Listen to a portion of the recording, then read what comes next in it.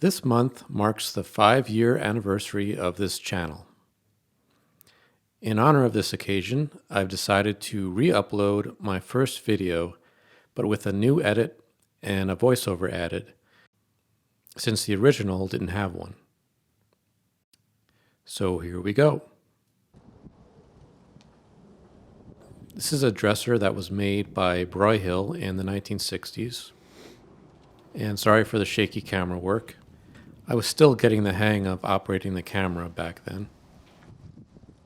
And the dresser was made as part of their Saga collection. I don't remember where I got this one, but it was most likely at a thrift store. Back then, I would find nice pieces all the time at thrift stores, but these days they're a lot harder to come by. The first thing I did was to remove the doors and the drawers. It's usually a good idea to remove your drawers and anything else that will come off easily before you begin stripping. It makes the stripping easier. And then it was time to strip off the old finish. I used Citrus Strip on this one. I used to use Citrus Strip a lot because it worked so well. People would ask me all the time what stripper I'd recommend, and I would always recommend Citrus Strip, but not anymore. They changed the formula, and it just doesn't work nearly as well for me now as it used to. So these days I prefer to scrape off the finish or sand it off.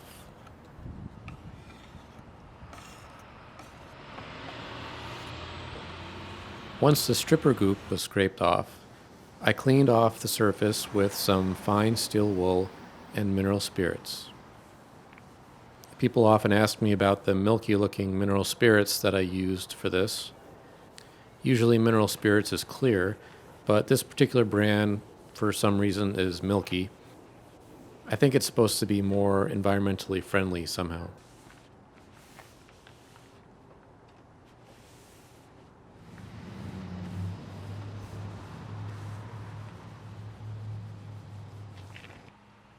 There were a few deep dents on this one. I first tried steaming them out with a soldering iron and a damp cloth.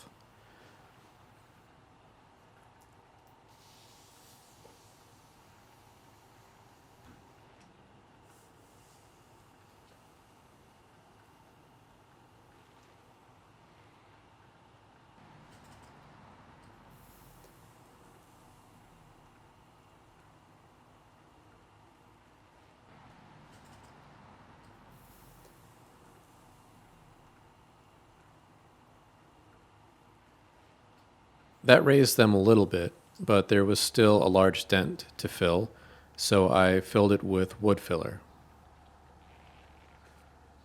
If I were to do this today, I'd probably use an epoxy putty for this instead. I think it would be better for such a deep fill.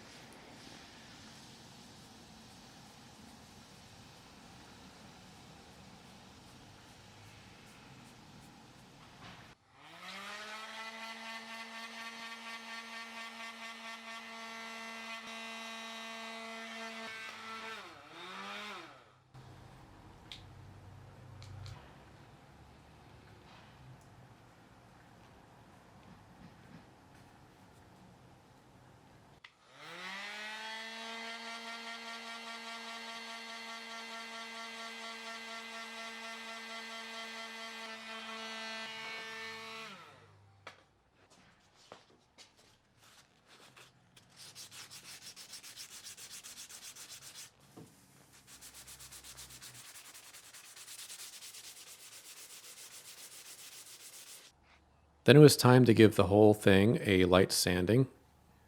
This would smooth out any grain that was raised by the stripping process.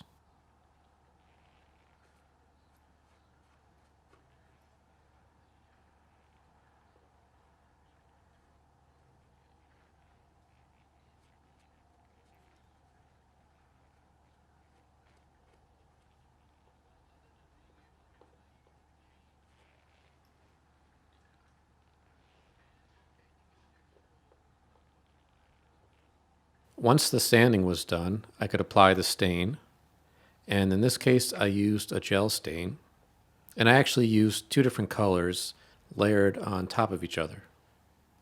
The first color to go on was called Candlelight.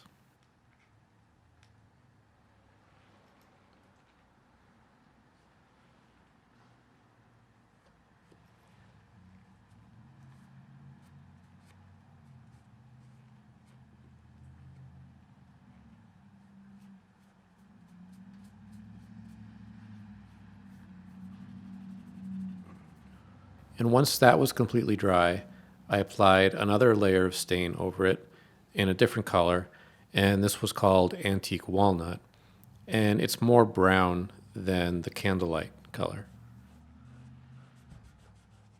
And I made sure to wait until the first coat of stain was completely dry before going over it with the second coat.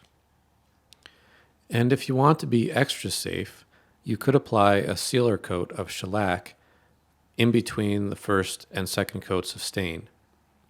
And this would ensure that the second coat of stain doesn't pull up the first coat. I waited until the stain was thoroughly dry and then sprayed on a clear top coat. And in this case, I used a satin lacquer.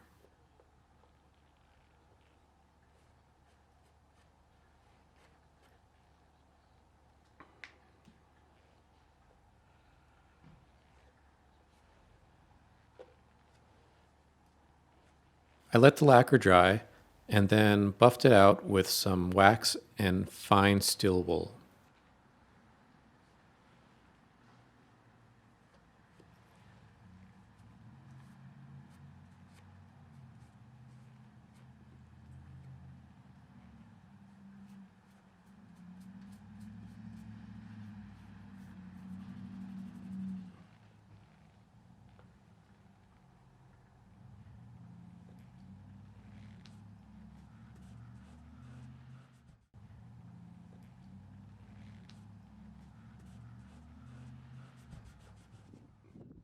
And here it is, all finished. Thanks for watching.